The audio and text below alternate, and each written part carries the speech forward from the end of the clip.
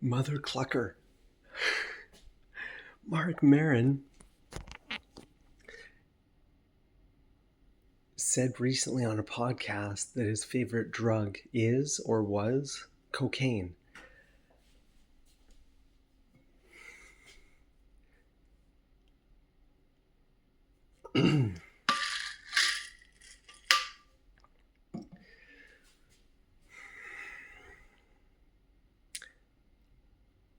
I think once you realize how gross cocaine makes you feel, it's really hard to be addicted to an icky thing.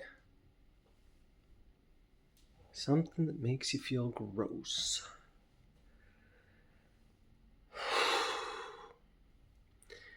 With societal norms where they're at, I think it's easy not to do it, generally speaking. And then you'll get into very specific situations where it's maybe you've done it there before, habitual. It feels right. There's also seasons for things. And I'm not saying there should ever be a season for cocaine. And that most things have a season where they feel the best in. And since cocaine would be linked to party stuff, that's generally in the summer, at very specific times during the week, on the weekends and stuff. I could see if a person went back to a club they had done that, they'd want to do it again. It's not necessarily going to mean it's going to bleed into the rest of your life. I think once you've got enough restraint, we need to teach courses on restraint in schools.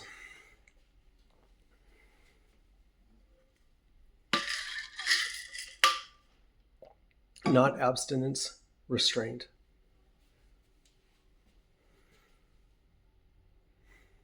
If you want to go and do cocaine, go and do cocaine. But understand that it's going to be something like 6 nights a year. And that's probably even excessive. You're probably because most of them would be across summer nights, and maybe there would be an odd night. If that's the drug that, if you're a middle-aged dude like me or a middle-aged person and you want to go out and party, I don't know, in the summertime, I would like to say three parties, like 3 adult parties. Oh, that even seems like a lot over a single summer, like over an 8-week period. Maybe 2. It depends on the summer. Maybe 2, maybe 3.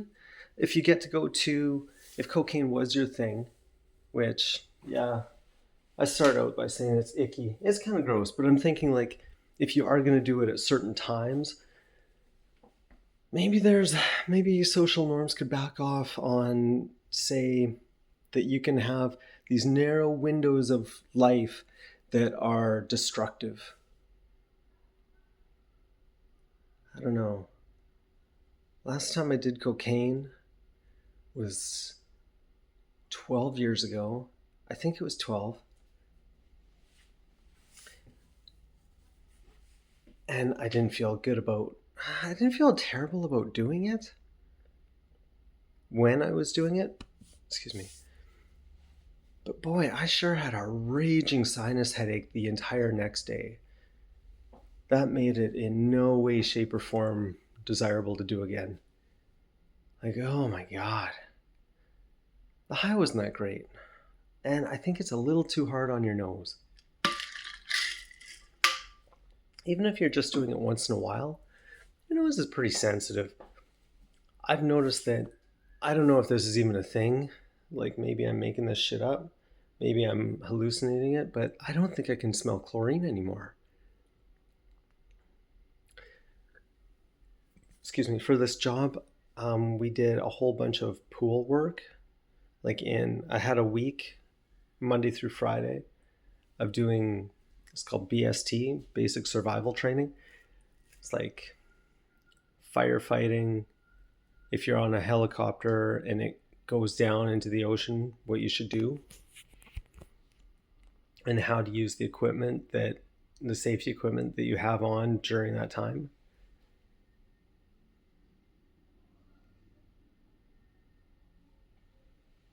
how to abandon a thing, specifically the platform that we're on. Man, we have musters all the time. We have musters at least once a week to practice, like getting out, doing stuff.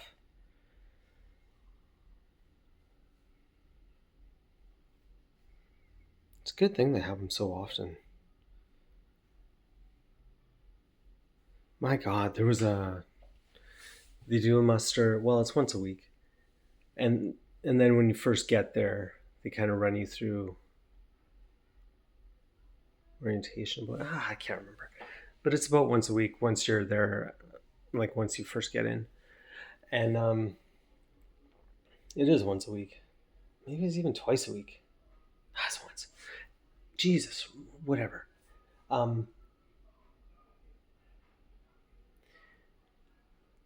There was a real alarm after I had already done a drill muster.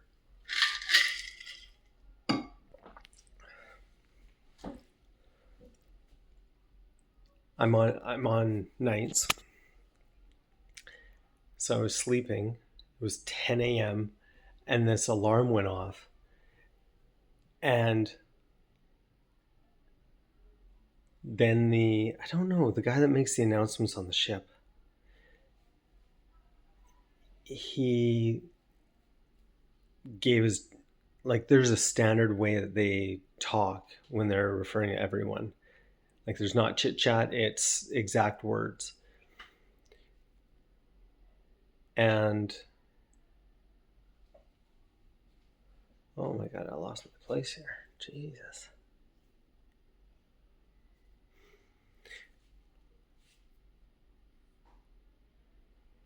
Alarm goes off. They tell you where to go. They tell you to go to your muster point. This is 10 a.m. I went to bed at, I think, like 8 a.m. So I'd been sleeping for 2 hours. I wanted to sleep until 4. I think something along those lines. And you're standing there. They tell you in the training course. I already did videos about this. I feel it. That you're not supposed to talk, or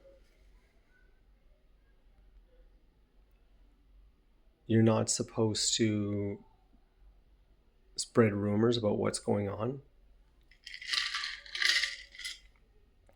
because you don't know. In a situation like that, people will take whatever is said, like you want to sit calmly and patiently and await further instructions, and you have to rely on that people will tell you what's going on, and which they do. Like, it's really nice. So when the real thing went off, where mustered in an area, and it's just a group of people, like, I don't know, 80 people, something like that, just sitting. You can't go on your phone. You have to just wait it out. And it's like, this is a real thing. And you're not supposed to talk. So I didn't. I just the opposite of verbalized it. I thoughtalized it or something.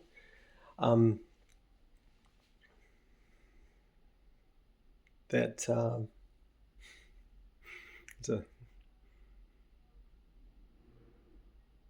there's a real word for what I'm talking about, and thought about it, I guess. Like, what could this, if it's real, what could it possibly be? And I was thinking, it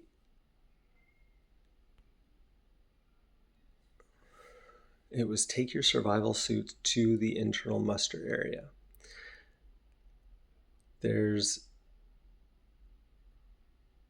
If there's smoke or something like that, they'll muster you. The muster is called for inside of whatever building you're in. And if it's something else to do with the vessel that you're on, the muster will be on an outside deck. I think think that's the way it goes. So like if there's a fire outside, you don't want people mustering towards a fire, right?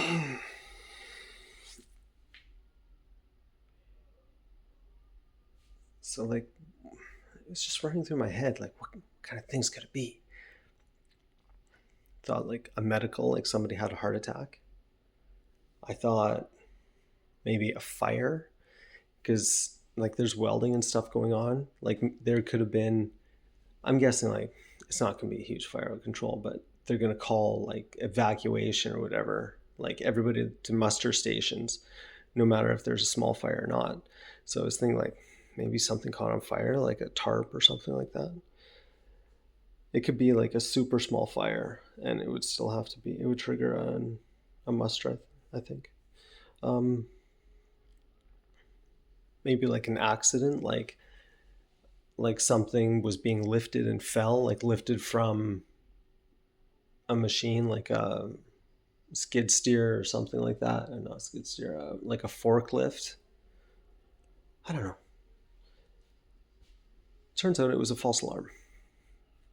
It wasn't anyone's. It wasn't really anyone's fault. It was a strange alarm that there was some work going on around an alarm, a beacon thing that people didn't realize was in service around a beacon. Like they have these things that you put on your jacket when you're over the water, like on your survival suit.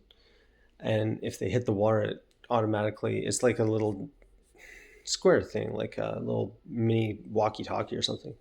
And if it hits the water, it senses that there's water and it sends out your position.